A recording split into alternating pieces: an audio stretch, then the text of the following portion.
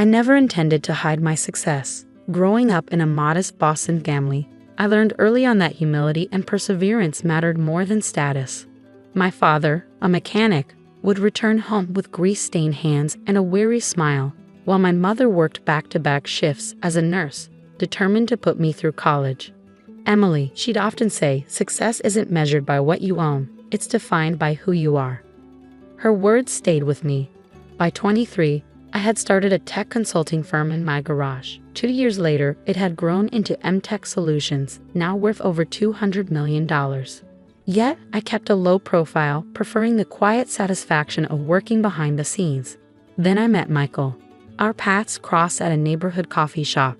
I was absorbed in reviewing contracts, dressed in my usual jeans and sweater, when he accidentally knocked over my coffee. "Oh no, I'm so sorry," he exclaimed, fumbling to save my papers. I couldn't help but laugh. "It's fine," I reassured him, even though those documents were acquisition agreements worth millions. His genuine panic was oddly charming. "Let me make it up to you," he insisted. "I'm Michael, by the way." "Emily," I said, smiling. "And sure, I'll take you up on that coffee." That coffee turned into dinner, and dinner turned into a relationship. Michael was unlike anyone I'd ever met, kind, down to earth, and a high school teacher who genuinely loved his job. He never asked about my wealth, mainly because he didn't know about it. I told him I worked as an executive assistant at MTech Solutions. It wasn't entirely untrue. I did oversee administrative tasks, though as the company's owner, not an assistant. I wanted to be loved for who I was, not what I had. Things were perfect until I met his mother, Victoria. Victoria Patterson was the picture of social ambition. Her home was filled with imitation designer goods, and her conversations revolved around imaginary connections to high society. From the start, she disapproved of me. "A secretary?" she asked during our first dinner, her tone sharp. "Michael, darling, wasn't there a surgeon's daughter I introduced you to?" "Mom," Michael said, clearly annoyed, but she pressed on. "I just think, given our family status, you should aim higher. The Pattersons have always married well." The irony wasn't lost on me. Michael had already shared the truth of their middle-class life, propped up by credit card debt and appearances. "I like my job," I replied simply. "It's fulfilling." Victoria sniffed dismissively. "Well, someone has to do those things, I suppose." Her passive-aggressive remarks became a fixture of family gatherings. At Christmas, while others received thoughtful gifts, I got a plain office planner. "For keeping your boss's schedule," she said with a smirk. Michael often apologized privately but never confronted her outright. I understood. Family dynamics can be tricky. Then came the announcement that changed everything. One Sunday dinner, Victoria stormed into the room, brandishing a newspaper. "MTech Solutions is looking for a new CEO. This is my chance." I nearly choked on my wine. While it was true we were seeking a CEO, the search was highly selective. "You're applying?" Michael asked, visibly surprised. "Of course. After 20 years in middle management, it's time I moved into the big leagues," she declared, turning to me. "Emily, put in a good word for me, would you? Though I doubt your recommendation carries much weight." I maintained a neutral expression. "I'll see what I can do." "Don't bother," she said with a wave. "I've already called in favors. The board will be impressed by my credentials." Little did she know, I was the board. The following week, Victoria arrived at MTech Solutions for her interview, dressed in an over-the-top suit. I watched from my private office as she loudly proclaimed her qualifications in the lobby. "Mrs. Patterson," my assistant called. "The board is ready for you." Victoria straightened her posture and marched into the conference room. She froze the moment she saw me seated at the head of the table, flanked by board members. "Emily," she sputtered. "What are you doing here?" "Running my company," I said evenly. "Please have a seat." Her face paled as the realization hit. This can't be." "It is," one board member confirmed. "Ms. Walker is our founder and majority shareholder." Victoria's carefully curated facade began to crumble.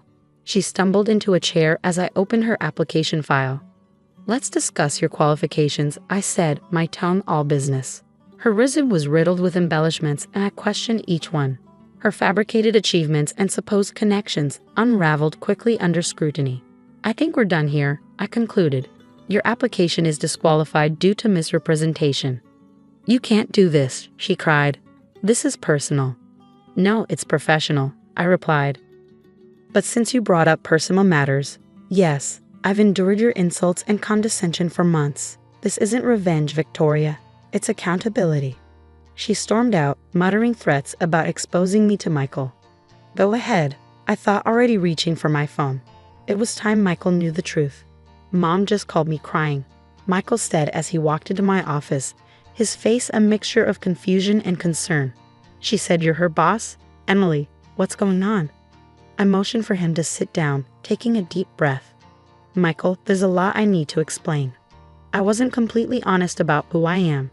I didn't want to complicate things between us, but now it's unavoidable. Can I show you something? Minutes later, Michael stood by the floor-to-ceiling windows in my office, his eyes scanning the breathtaking view of the city and the nameplate on my desk, Emily Walker, founder and CEO. He turned to the wall of awards and newspaper articles featuring my company, MTech Solutions. So, you're not a secretary, he said, his voice measured. No, I'm not, I admitted, standing beside him. I founded MTech when I was 23. The company your mom mocked me for working at? I built it from the ground up. He looked at me, hurt flashing in his eyes. Why would you hide something like this? Why lie? I wanted someone to see me, not my bank account, I said. Do you know how many people have tried to get close to me because of my money or status? I wanted to experience love for who I am, not for what I own. Michael sighed, his expression softening. I understand that, but you let my mother treat you horribly. You could have stopped this months ago. And what would that have accomplished? I asked. Proving her obsession with status, right? That wealth is what defines someone's value. I didn't want to play her game. Michael ran a hand through his hair. You're right. I should have defended you. I failed you there. Before I could respond, the office door burst open, and Victoria stormed in, dragging her husband George behind her. Her face was red with fury. There she is, the liar, the manipulator, she screeched. George, ever the quiet observer, stepped forward. Emily, this feels inappropriate. Using your position to reject Victoria over personal disagreements. I recorded the entire interview, I said, cutting him off. With the press of a button, Victoria's stumbling responses played over the speaker. This wasn't personal. Your wife lied on her application and misrepresented her qualifications. The board made their decision based on facts. Victoria's face twisted with rage. You think you've won? Just wait until everyone hears about this. The so-called genius CEO who pretended to be a secretary just to trick her way into our family. Mom, stop. Michael's voice thundered, silencing the room. Just stop. Do you hear yourself? You're humiliating all of us. Humiliating? She's the liar here. Victoria spat. No, Michael said firmly. Emily lied about one thing, her job. You've lied about everything else. Our family status, your connections, your accomplishments. It's all been a facade, and I'm done enabling it. Victoria's mouth fell open, and George placed a hand on her shoulder. Let's go, Victoria, he murmured. This has gone too far. This isn't over, she hissed as he led her out. You'll regret this, both of you. As the doors slammed behind them, silence filled the office. Michael turned to me, his face weary but resolute. I'm sorry for everything my family's put you through, but I need to know, where do we go from here? Before I could answer, my assistant buzzed in. Ms. Walker, sorry to interrupt, but Mrs. Patterson is in the lobby, causing a scene. Security is asking how to proceed. Michael and I exchanged a look. We handle it together, he said. I pressed the intercom, send security footage to my laptop and stand by. Only intervene if she disrupts operations. On the screen, we watched Victoria pacing the lobby, stopping employees to rant about me. Most ignored her, some rolling their eyes. But then she pulled out her phone. She's stealing clients, Victoria shouted, waving the phone in the air. I have proof right here, financial documents from Patterson Insurance. My blood ran cold. Those are confidential. How did she get them? Michael's face paled. She works in middle management at Patterson. She must have accessed the files. I was already dialing. Mr. Patterson, this is Emily Walker, your employee, Victoria Patterson. is in my lobby threatening to expose confidential client information. Yes, I'll hold. Victoria's voice blared over the feed. I'll ruin her. She's been poaching our best clients. A sharp voice cut through the chaos on the screen. Victoria Patterson. A poised woman in a suit approached, flanked by two men. I'm Susan Chen, legal counsel for Patterson Insurance. You're hereby suspended pending investigation for violation of your non-disclosure agreement and attempted corporate espionage. Victoria stumbled back. No, you don't understand. We understand perfectly, Susan said coldly. Your access to confidential files has been monitored for weeks. This public outburst only confirmed our suspicions. Michael watched in stunned silence as his mother was escorted away, her protest growing fainter. He turned to me. Emily, I didn't know she was capable of this. It's not your fault, I said gently, but we need to address this openly, with your family, with mine, and with ourselves. Michael nodded, his voice steady. Together.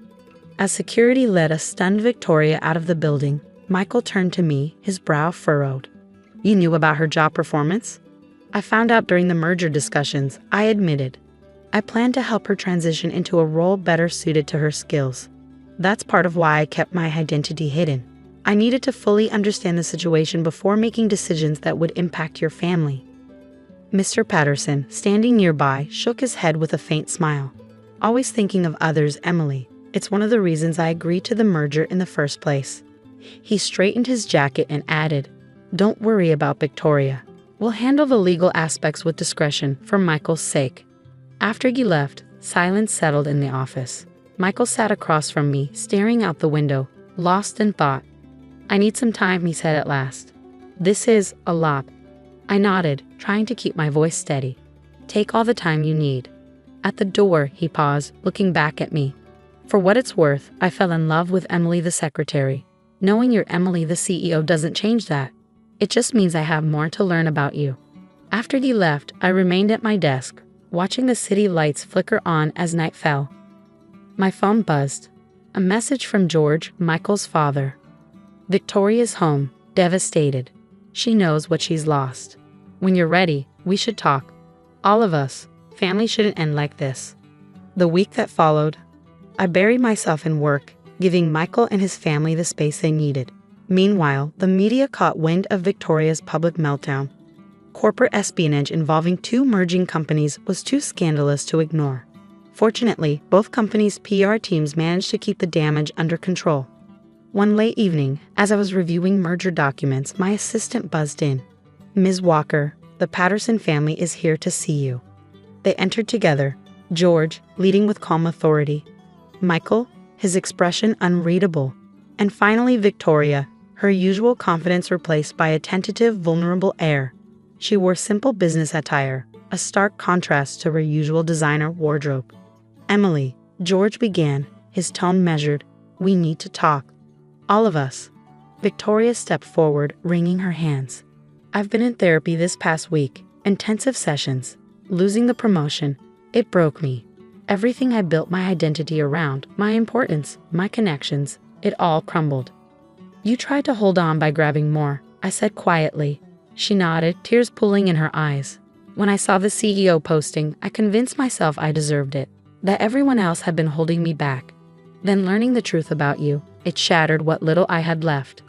Mom, Michael said gently, placing a hand on her shoulder, there's more you need to tell her. Victoria took a shaky breath. I've struggled for years. Shopping addiction, fabricating stories about our family's status. It all started when George's business hit trouble a decade ago. Instead of facing reality, I created a fantasy. It felt easier than admitting we weren't who I pretended us to be. George spoke up, his voice heavy with regret. And I enabled it. I thought keeping up appearances would keep us afloat. But it only made things worse. The merger, is it still happening? I nodded. Yes. Victoria's actions hurt both companies, but they don't erase 2 decades of service. The merger includes a retirement package for long-term employees. It's hers if she wants it. Victoria's eyes widened in disbelief. After everything I've done, everyone deserves a second chance, I said. But there are conditions. Continued therapy, working with HR on a transition plan, and most importantly, honesty. with yourself and others. Victoria broke down, her carefully constructed walls finally crumbling. I'm sorry, Emily, for everything. For how I treated you, the things I said. Michael moved to my side and took my hand. We've all learned something, he said. Mom about honesty, Dad about enabling, me about standing up for what's right, and Emily about trusting people with the truth, I finished, moving forward. 2 months later, Victoria retired quietly. The merger proceeded smoothly, and she found new purpose volunteering at a financial literacy program, helping others avoid the mistakes she made. At her wedding the following spring, she gave a heartfelt speech that left few dry eyes. A year ago, I thought status and appearances were everything, but my daughter-in-law taught me that true worth lies in how you treat others. Emily, thank you for giving our family a second chance, not because you're a CEO, but because you're a compassionate human being. Michael squeezed my hand under the table. We had rebuilt our relationship on a foundation of truth, moving past lies and pretenses. Looking around, I saw our merged family, George chatting with my father about business, Victoria helping my mother arrange flowers, our employees meeting with relatives. Success, I realized, meant nothing without people to share it with. Happy, Michael whispered. Very, I replied with a grin. Though I do miss that secretary desk sometimes. He laughed. Well, you did say your assistant's going on maternity leave. Don't tempt me, I teased. I might just go undercover again. Victoria overheard and joined our laughter, genuine this time, free from pretense. She'd found something far more valuable than status. Peace with who she truly was. As the celebration continued, I thought back to that first accidental coffee spill. It had led to this moment, proving that sometimes life's biggest blessings come disguised as chaos. Looking around at the people I loved, I knew success wasn't measured in dollars or titles. It was measured in second chances, hard truths, and the courage to be authentically yourself. Just a high school teacher. The words echoed across the elegant country club dining room as my father's voice dripped with disdain. I stood quietly, smoothing my simple black dress, a stark contrast to my sister Amanda's designer outfit that probably cost more than my monthly salary. The Morrison family's annual reunion was in full swing, champagne flowing freely as relatives celebrated their so-called achievements.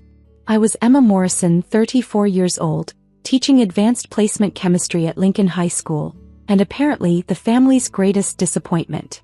Emma dear, my mother chimed in, her perfectly manicured hand clutching a crystal champagne flute. We just worry about you. All that potential, that expensive education at Stanford, and you're just teaching. I took a small sip of water, thinking about the documents waiting in my briefcase back home. Documents that would shock this entire room into silence. But not yet. The timing wasn't quite right. Amanda closed another major acquisition this week. My father announced proudly, gesturing to my sister. $500 million. Now that's what I call using your education properly. Amanda preened under the attention, her diamond bracelet catching the light as she waved dismissively. Oh Daddy, it was nothing really. Just another day at Morrison Industries. And Thomas, my mother turned to my brother, tell everyone about your new position. Thomas straightened his Italian silk tie, looking every inch the corporate executive. Chief Financial Officer of Morrison Industries West Coast Division. We're projecting billion-dollar growth this quarter. The room erupted in appreciative murmurs and congratulations. I stood there, invisible as usual, remembering the days when Morrison Industries was just a small family business, before my father's ruthless tactics and questionable decisions turned it into what it was today. Emma, my Aunt Patricia called out, her voice sweet but condescending. How are your students this year? They're excellent, I replied, thinking of Maria Rodriguez, who had just won the state science fair with her innovative clean energy project. One of them might actually cure cancer someday. The room filled with patronizing laughter. Cure cancer? Thomas snorted. They can barely afford lunch at that school you teach at. I thought about Maria's project again, and the fact that my investment firm Phoenix Education Ventures had already secured the patents for her innovation. Not that my family knew anything about that. To them, I was just the failed Morrison who chose teaching over real success. Speaking of Morrison Industries, my father continued, completely ignoring my comment, we're finalizing that merger next week. The biggest deal in company history. He turned to me with a smirk. Not that you'd understand the complexities of such matters, Emma. Stick to your textbooks. If only they knew that Phoenix Education Ventures, hidden behind layers of shell companies and private equity firms, had been quietly buying up shares of Morrison Industries for the past 5 years. That every major educational technology contract they'd signed had actually been with one of my subsidiaries. That the mysterious CEO they'd been trying to meet for months was sitting right here, drinking water from a crystal glass and enduring their mockery. Remember when Emma tried to give us business advice last year? Amanda laughed, adjusting her Cartier watch. Something about sustainable investment and ethical business practices? As if she would know anything about running a real company. I did know. I knew that Morrison Industries was hemorrhaging money due to mismanagement and corrupt practices. I knew their stock was artificially inflated, and that the upcoming merger was their desperate attempt to stay afloat. I knew because I had orchestrated most of it. Well, my mother sighed dramatically, at least teaching gives you summers off. Though I don't know how you survive on that salary. We could always find you a position in the company's HR department. Thank you, I replied calmly, but I'm happy where I am. Happy? My father scoffed. You could have been something, Emma. Instead, you waste your time with other people's children, living in that tiny apartment, driving that old car. You're a Morrison, act like one. I thought about my tiny apartment, actually the entire top floor of a luxury building I owned. The old car was deliberately chosen to maintain my cover. And those other people's children had helped me build an educational technology empire worth billions, all hidden behind the facade of a dedicated high school teacher. The merger meeting is next week, Thomas announced importantly. Final signatures, then Morrison Industries becomes the largest educational technology provider in the country. I smiled slightly. They had no idea that the merger was actually a takeover by me. Phoenix Education Ventures owned 48% of Morrison Industries through various shell companies. After the merger, that would become 51%. The paperwork was ready, the trap was set, and my signature, not theirs, would determine the company's fate. I should check on my students' lab reports, I said, standing up. Nobody seemed to notice as I gathered my things. That's right, Amanda called after me. Go grade some papers while we run an empire. As I drove home that night, my phone buzzed with a message from my executive assistant. David, everything's set for next week. Board members confirmed. They won't know what hit them. I pulled into the private garage of my building, taking the executive elevator to my real office, the entire top floor of the Phoenix Education Ventures headquarters. The space was sleek and modern, with floor-to-ceiling windows offering a panoramic view of the city. A far cry from the modest teacher's desk my family imagined I worked at. The latest reports, Ms. Morrison. David handed me a folder as I walked in. Morrison Industries stock dropped another 2% today. They're desperate for this merger. I reviewed the documents carefully. Years of planning, of building my company in secret while maintaining my cover as a teacher, were about to pay off. My family had no idea that their educational technology contracts, their software systems, their entire digital infrastructure was controlled by companies I owned. Confirm the board meeting for next week, I instructed David. And make sure the photographers are ready. I want to capture every moment when they realize who really built an empire. Opening my laptop, I checked on my latest investment, Maria Rodriguez's clean energy project. The patent alone was worth millions, but more importantly, it would help thousands of schools reduce their energy costs. That was the difference between my empire and Morrison Industries. I built something that actually helped people. I picked up a framed photo from my desk, my first class of chemistry students, now successful scientists, doctors, and innovators. Many of them worked for me now, developing educational technology that would revolutionize how children learn.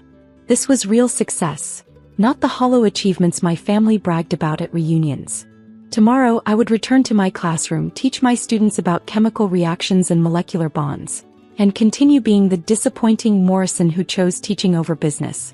But next week, in the Morrison Industries boardroom, they would finally learn that sometimes the best lessons come from the most unexpected teachers. I pulled out my phone and dialed David one last time. Make sure everything's perfect for next week. It's time for my family to learn who really runs the largest educational technology company in the world. As I prepared to leave my office, I caught my reflection in the window. Not the modest high school teacher my family mocked, but the CEO of a billion-dollar empire built on actually helping people learn and grow. Sometimes the best revenge isn't served cold. It's served with a merger agreement and a teacher's gentle smile. The real lesson was about to begin. The morning of the merger meeting dawned crisp and clear. I parked my deliberately modest Toyota in the teacher's lot at Lincoln High School, taught my first 2 chemistry classes, then told the principal I had a family emergency. He nodded sympathetically, having no idea that I actually owned the company that provided all the school's educational technology. In my car, I opened the small duffel bag I kept in the trunk. Inside was a perfectly tailored Armani suit, Louboutin heels, and the kind of subtle, expensive jewelry my sister Amanda would immediately recognize. Today, I wasn't playing the role of the modest teacher anymore. I changed in my private office at Phoenix Education Ventures headquarters, transforming into the powerful CEO my family never knew existed.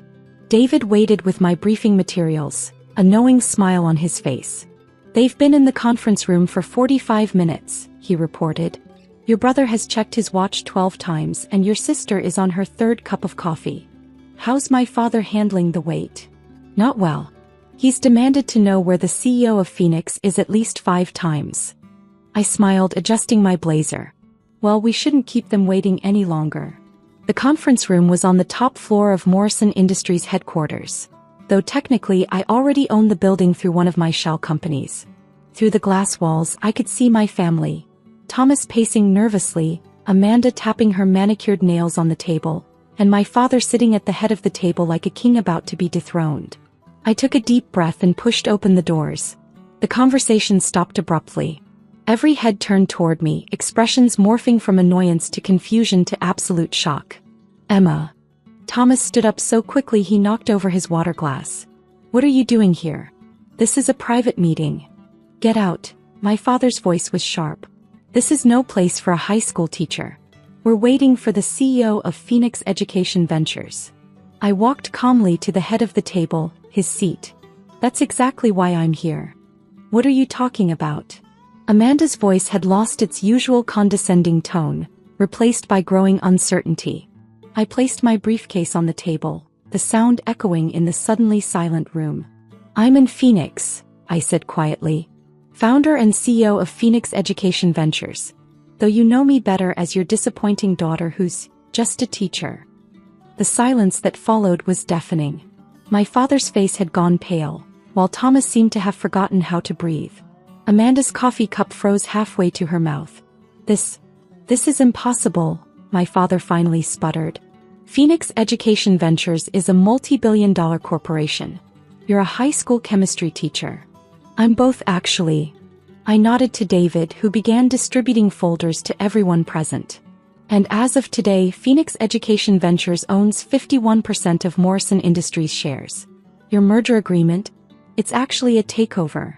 Thomas frantically flipped through the documents, his corporate lawyer training kicking in. "These signatures, these shell companies, you've been buying shares for years. Through various subsidiaries, yes." I took my seat, his seat at the head of the table. "Every educational technology contract you signed, every software system you implemented, every digital platform you used, they all belong to my companies. You just never bothered to look closely enough. But your teaching job," Amanda's voice was barely a whisper, "is real. I teach because I believe in education. I built Phoenix Education Ventures to revolutionize how we teach and learn. While you were all focused on profits and power, I created something that actually helps people." My father stood up, his hands shaking. "You betrayed us. Used our family name to dash." "To what?" I cut him off. "To build an ethical company?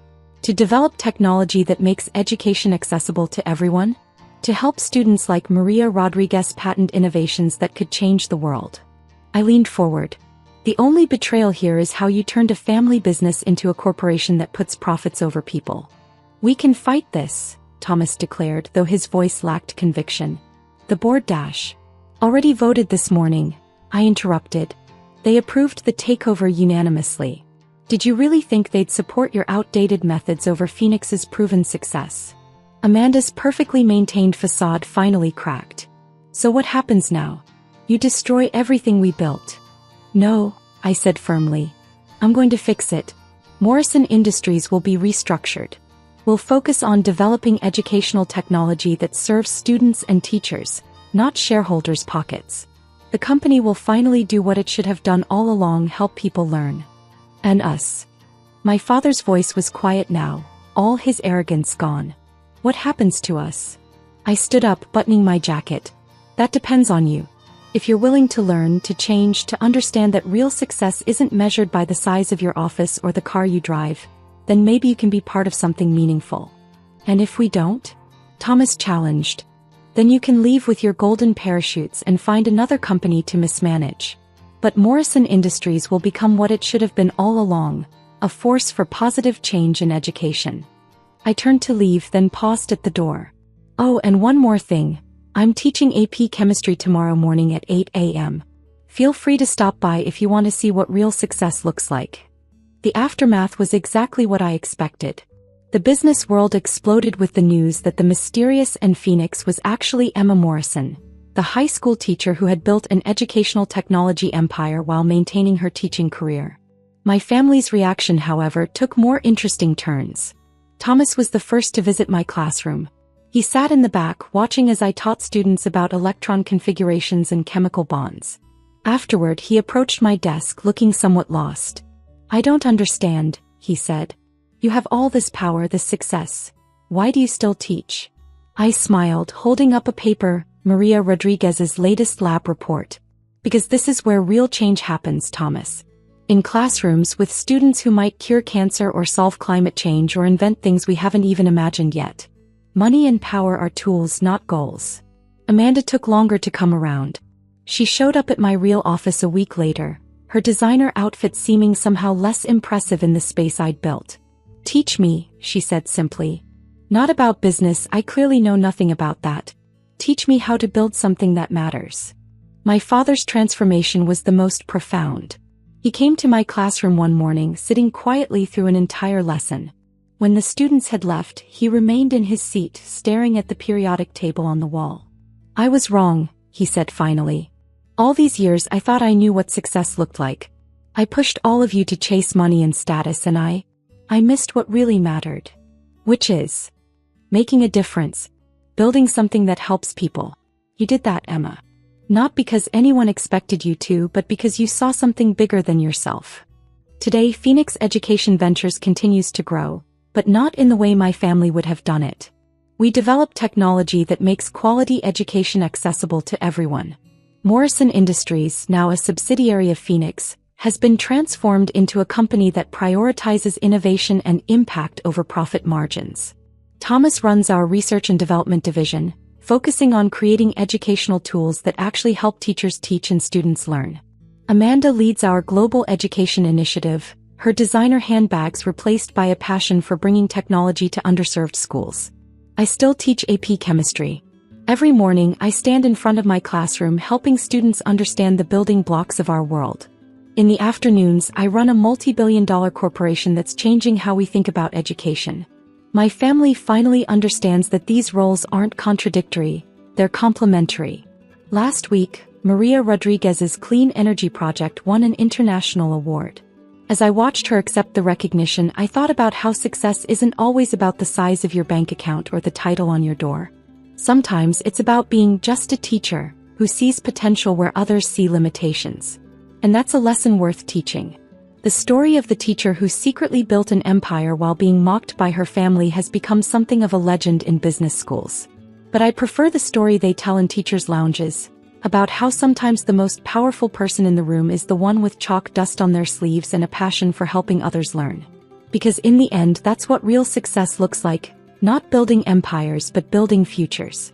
One student, one lesson, one breakthrough at a time. The polished mahogany table at my parents' house gleamed under crystal chandeliers, perfectly set for another elaborate Thanksgiving dinner. I adjusted my simple blue dress, feeling out of place among designer labels and diamond jewelry. At 32, I was still the family's greatest disappointment, or so they thought. Sarah, darling. My mother's voice carried across the room with practiced warmth. We were just discussing everyone's wonderful achievements this year. She gestured to my brother Michael, who sat smugly at the head of the table in his custom Italian suit. I forced a polite smile, thinking about the stack of contracts waiting on my desk at my tiny office. Contracts that would change everything tomorrow morning. But they didn't need to know that. Not yet. Did you hear about Michael's latest acquisition? My father beamed. Symphony Towers, the most prestigious commercial property downtown. 35 floors of pure luxury. Now that's what I call real estate success. Michael raised his wine glass with a practiced smile. Just closed the deal last week. $400 million. Though I suppose those numbers might be a bit overwhelming for someone who works out of... What was it again, Sarah? That little space above the Chinese restaurant. The table erupted in poorly concealed laughter. My sister-in-law Victoria dabbed her mouth with an embroidered napkin, her diamond bracelet catching the light. Oh, Sarah, we could always find you something at the company. Perhaps in administration. I took a slow sip of water, remembering the documents I'd signed just yesterday. Symphony Towers wasn't exactly Michael's biggest achievement anymore. He just didn't know it yet. That's very kind, I replied calmly, but I'm comfortable where I am. Comfortable. My mother's voice dripped with concern. Darling, you're barely making ends meet in that shabby little office while your brother's running billion-dollar deals. Don't you think it's time to accept some help? If they only knew that my shabby little office was just a front, a quiet place where I could work without attracting attention while my real empire grew in the shadows. Phoenix Holdings, my company, had quietly become one of the largest commercial real estate investment firms in the country. We operated through a maze of subsidiaries and shell corporations, with my name carefully hidden from public records. Speaking of Symphony Towers, my cousin James chimed in. Have you seen the renovation plans, Sarah? Probably not, since you're not really in our league, but they're absolutely magnificent. I had seen them. In fact, I had rejected them yesterday and ordered new ones.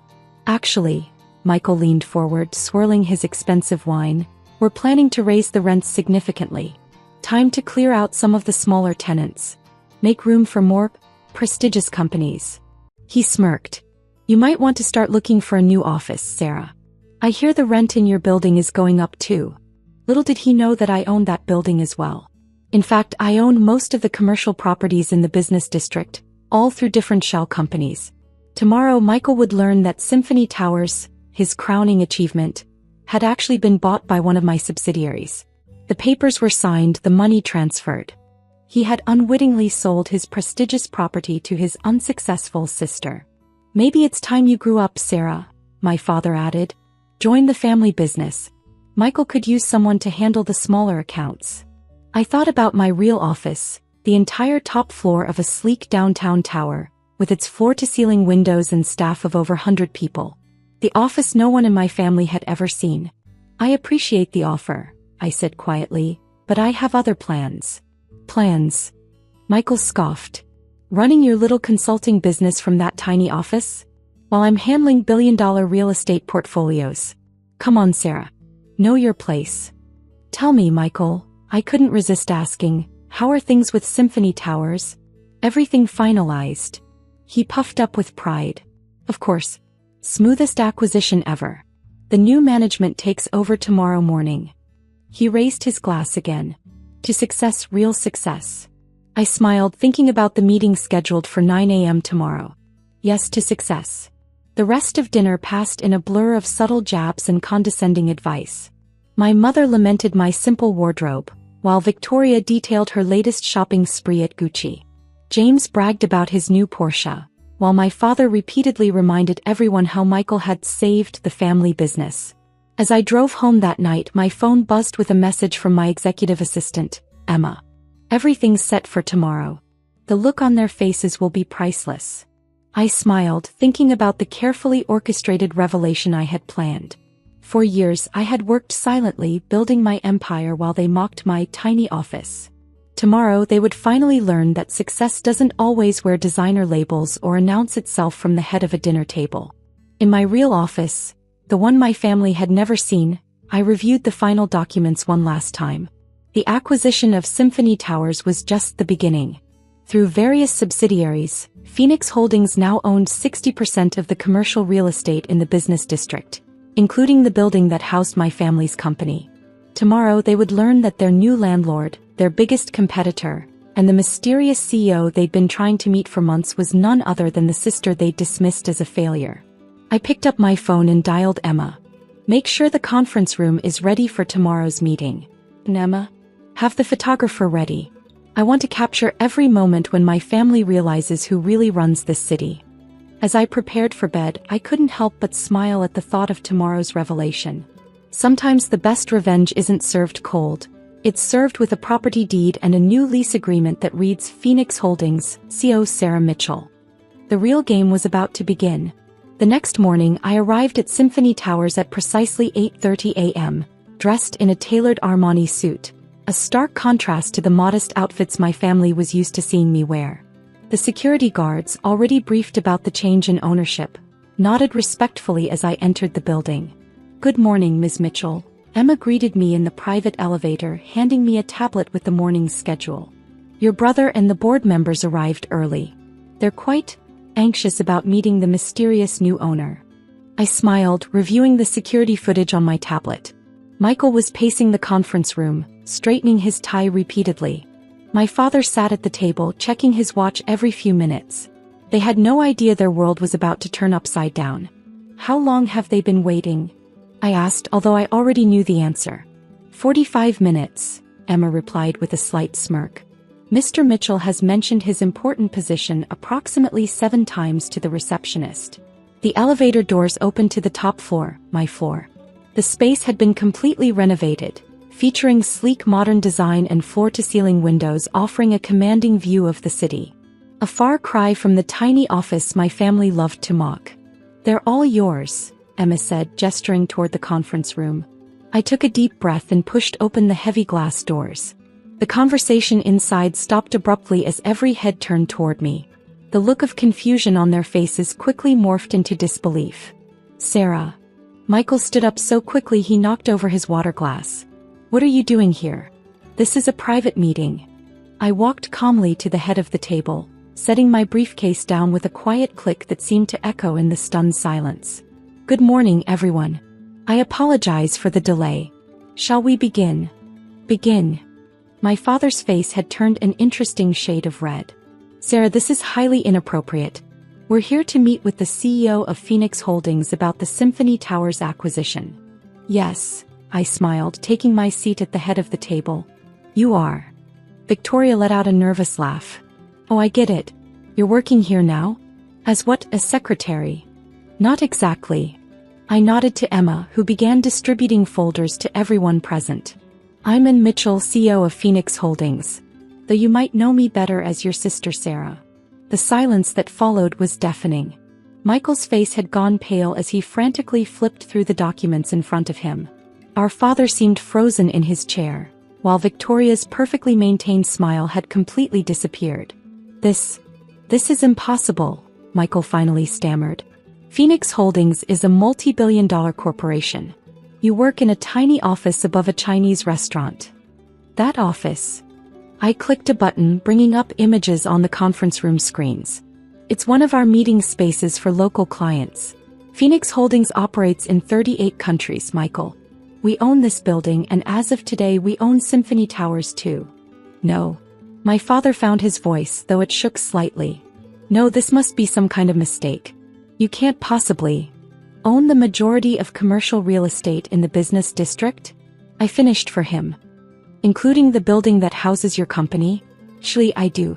Through various subsidiaries and shell corporations, of course. That's why you never saw it coming." Michael's hands were trembling as he reviewed the documents. "The lease agreements, the acquisition papers, they're all legally binding," I confirmed. "Signed and executed. Phoenix Holdings is now your landlord, Michael. And yes, we will be implementing those rent increases you were so excited about at dinner last night." Victoria stood up, her designer heels clicking against the marble floor. "You can't do this to family. This is family." I raised an eyebrow. "Interesting that you mention family now, Victoria. Last night you were quite comfortable mocking my shabby little office and suggesting I work in administration." "Sarah." My father's voice had taken on a pleading tone I'd never heard before. "Be reasonable. We can work something out. We're your family. I stood up slowly, buttoning my jacket. Yes, we are family.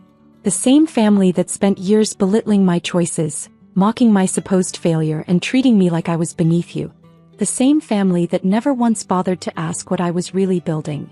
But why? Michael's voice cracked. Why go to all this trouble?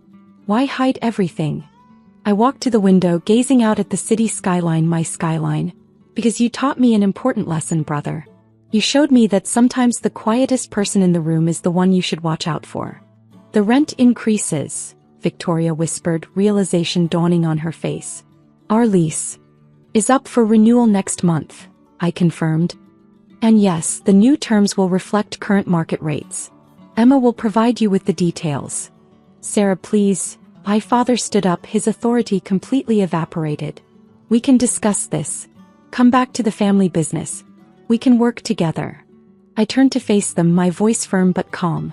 I already have a family business, Dad. I built it myself while you were all too busy looking down on me to notice. The meeting continued for another hour, during which the full scope of my empire became clear to my stunned family. Phoenix Holdings didn't just own their buildings. We controlled the majority of commercial real estate in 3 major cities.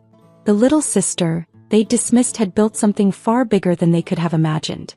As they prepared to leave, thoroughly defeated, I called out one last time. Michael. He turned, his earlier arrogance replaced by something that looked almost like fear.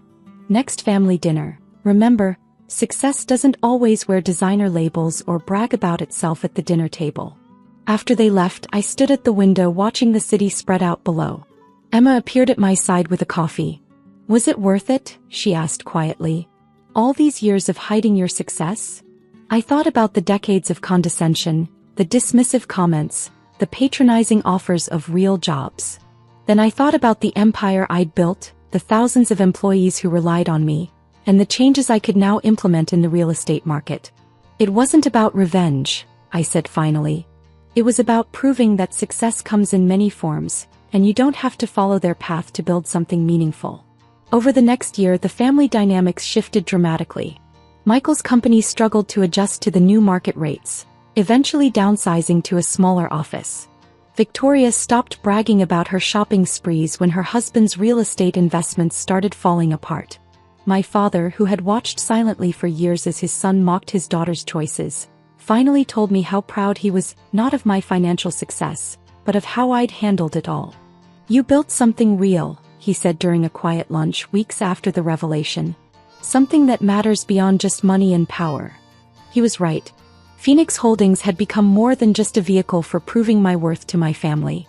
It was a force for change in the real estate market, promoting sustainable development and fair leasing practices. These days, when people ask about my path to success, I tell them the truth. Sometimes the best response to those who underestimate you isn't to prove them wrong immediately. It's to build something so magnificent that when they finally realize their mistake, it doesn't matter anymore. As for that tiny office above the Chinese restaurant, I kept it. Not because I need it, but as a reminder that appearances can be deceiving, and the biggest success stories often start in the smallest places. Yesterday, I signed the papers to acquire another major property portfolio. The seller?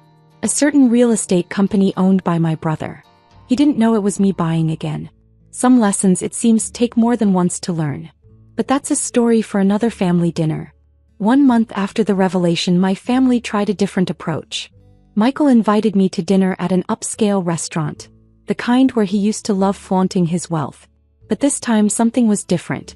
He was already waiting when I arrived, nervously adjusting his tie that was slightly less expensive than usual. Sarah. He stood up quickly, pulling out my chair. Thanks for coming. I sat down, noting how the power dynamics had shifted. Gone was the arrogant older brother who loved to belittle my achievements. In his place sat a man who finally realized he'd underestimated his little sister. I've been doing some thinking, he began, his voice uncharacteristically humble. About everything. About how we treated you. About how I treated you. I stayed silent, letting him continue. The thing is, I never really understood what success meant. I thought it was all about showing off, about proving something to everyone else. But you built something incredible without needing anyone's validation. It's interesting, I replied, taking a sip of water. How quickly perspectives can change when the tables turn. He flinched slightly but pressed on. I need your help, Sarah. The company, we're struggling. The new market rates, the changing landscape. I don't know how to adapt. And you think coming to dinner and apologizing will fix everything? No, he admitted, looking down at his plate. But I'm hoping it's a start. I'm hoping my sister might be willing to teach me what real success looks like. I studied him for a moment, remembering all the times he'd laughed at my tiny office.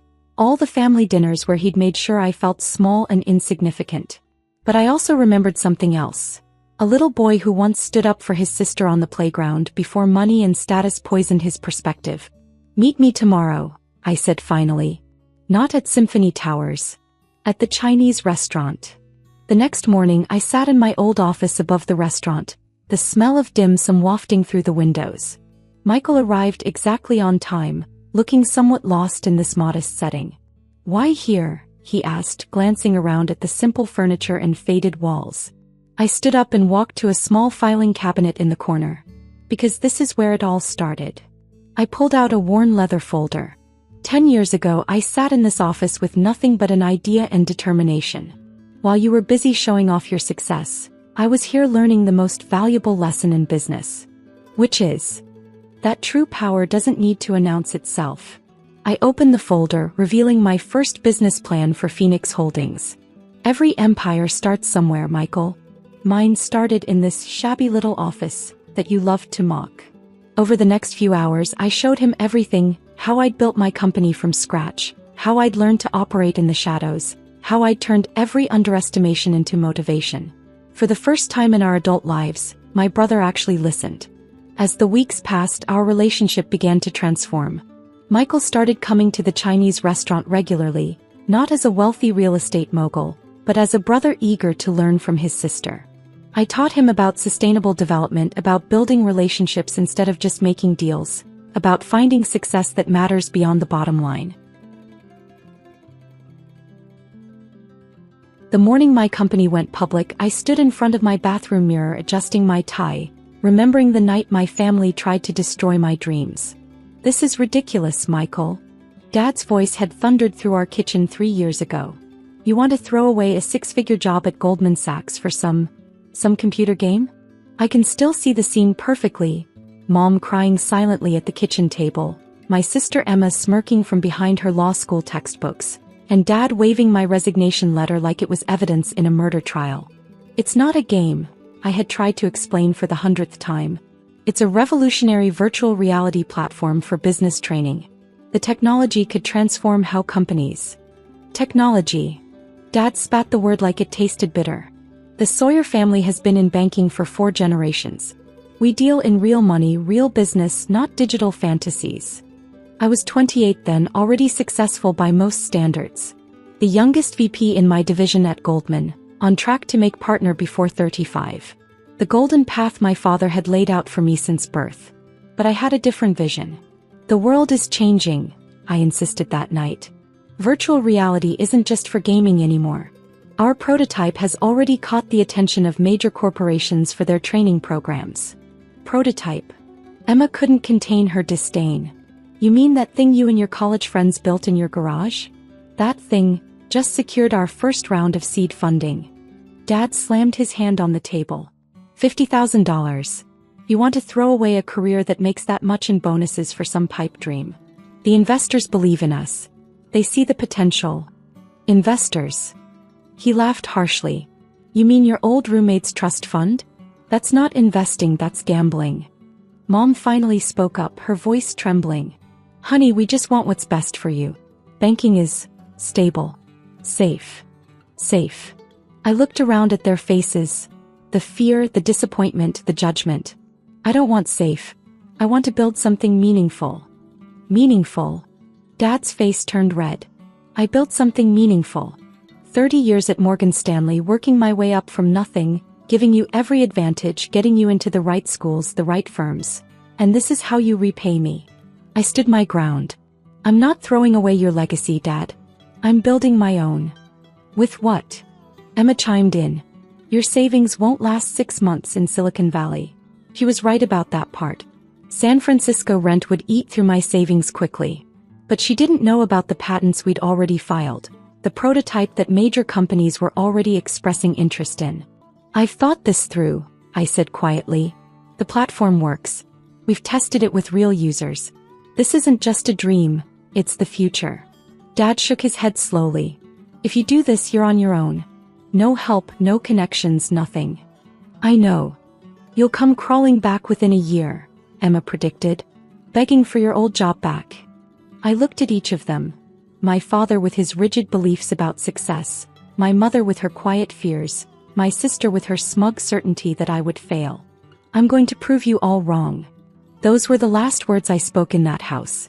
The next morning, I packed my car and drove west, leaving behind the comfort of New York banking for the uncertainty of Silicon Valley.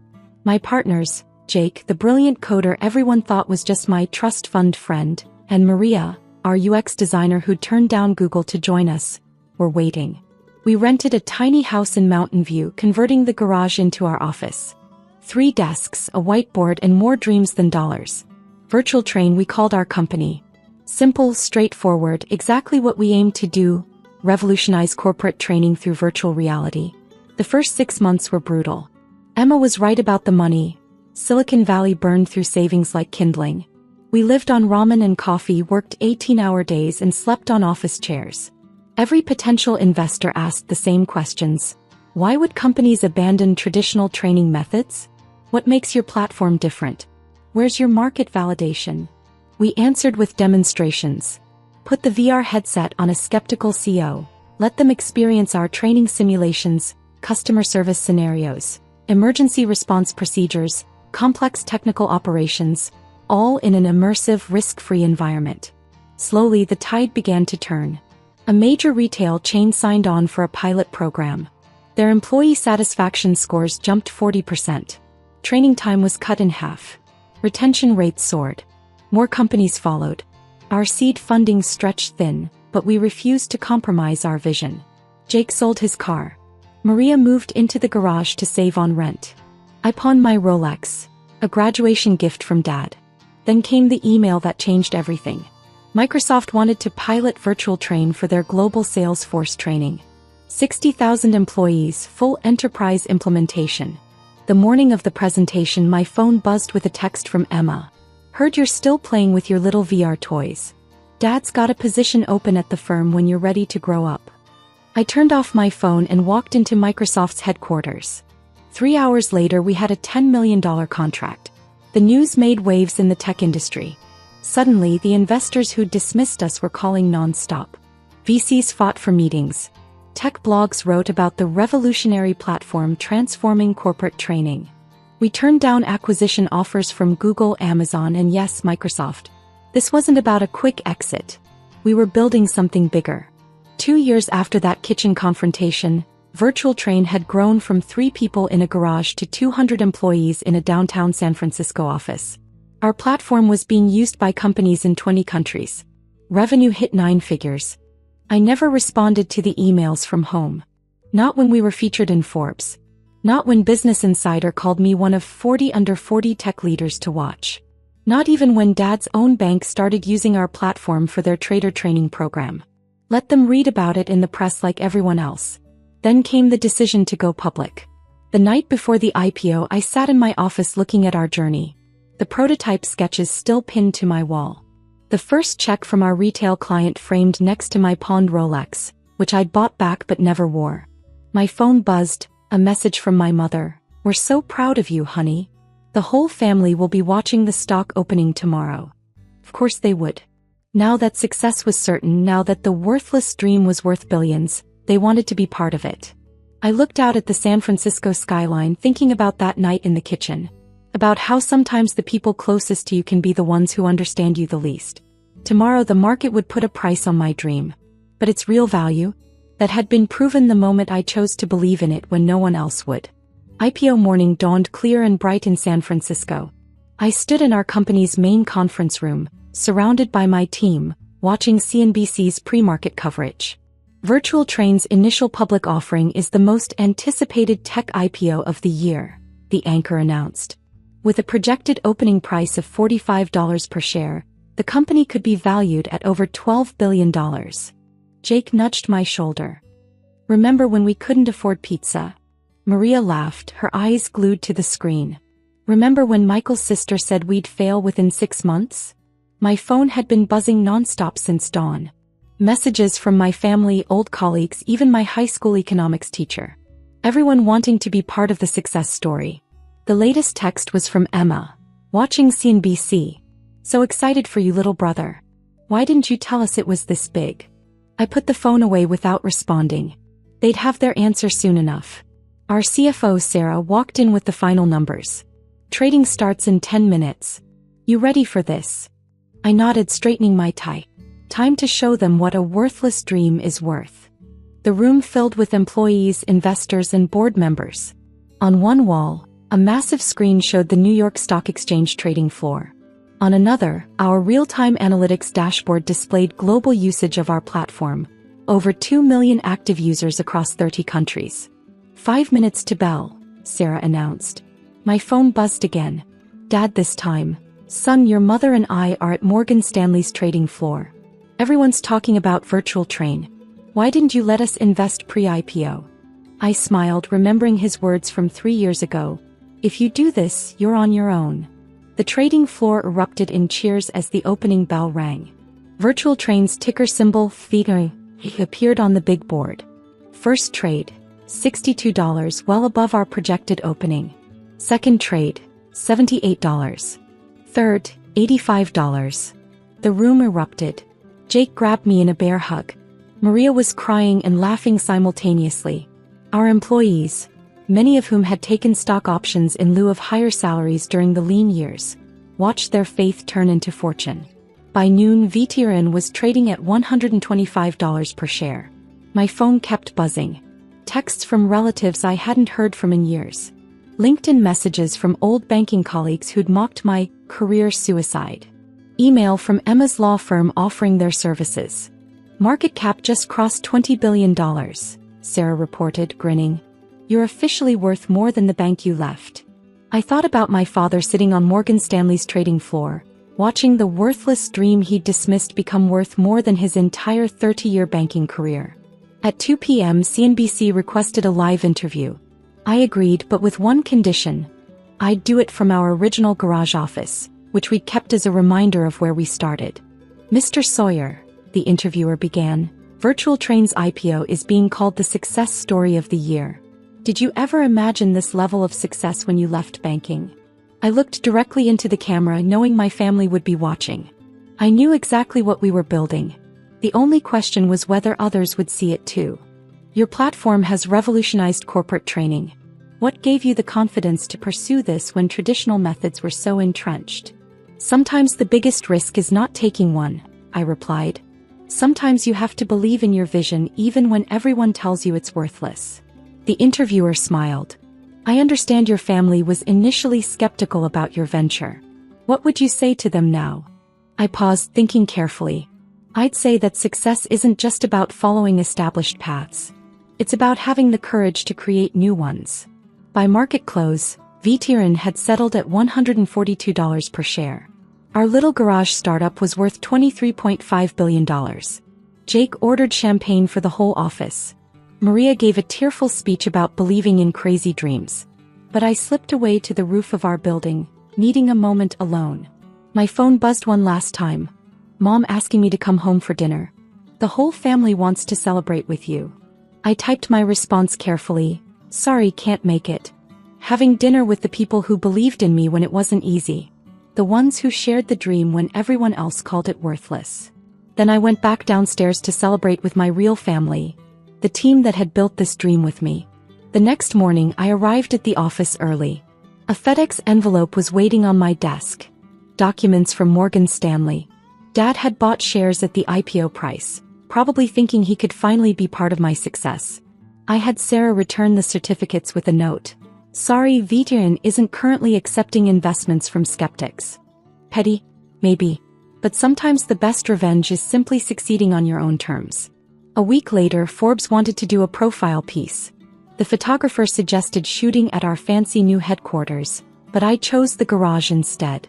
Me, Jake, and Maria sitting at our old desks, surrounded by the remnants of our early days.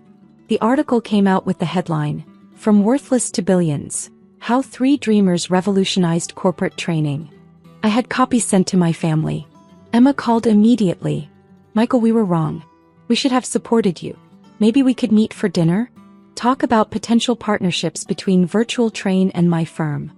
"Thanks, but we're fully staffed on legal," I replied. "And our partnership dance card is filled with people who believed in us before we were worth billions." Dad tried next, leaving a voicemail about how proud he was, how he'd always known I had it in me. Funny how memories change when success proves you wrong. Mom's approach was more subtle: holiday invitations, family photos, gentle reminders of what I was missing.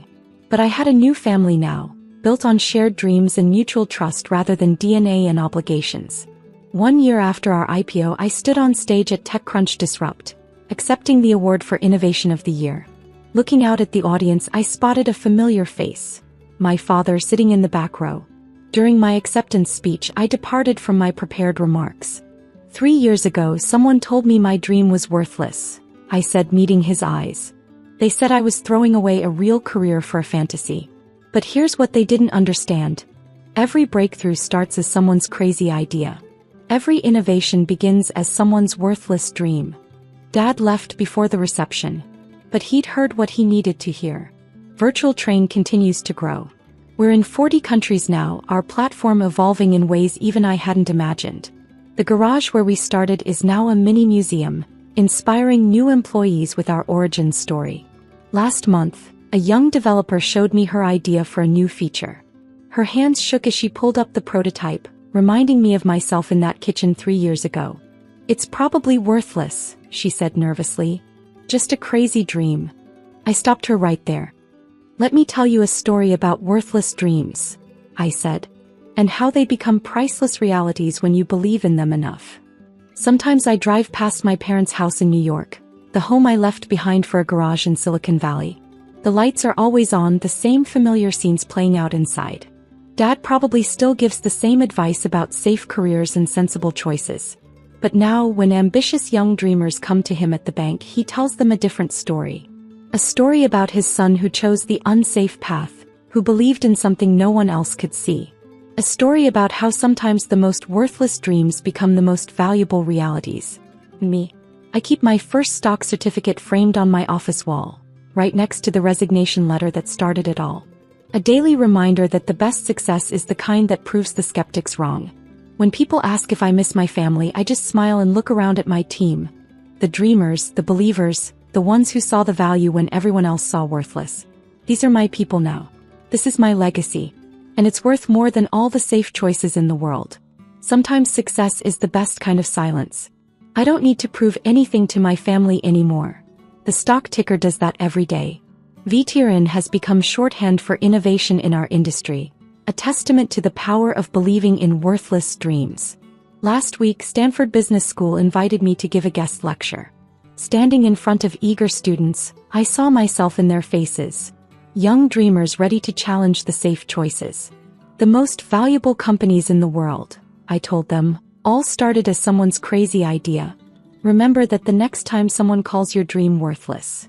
After the lecture, a student asked if I regretted cutting ties with my family. I showed her our garage museum instead, filled with the memories of people who believed in the dream when it was hardest. Sometimes, I said, you have to choose between the family you're born into and the family you build. Choose the ones who believe in your dreams. That's worth more than billions.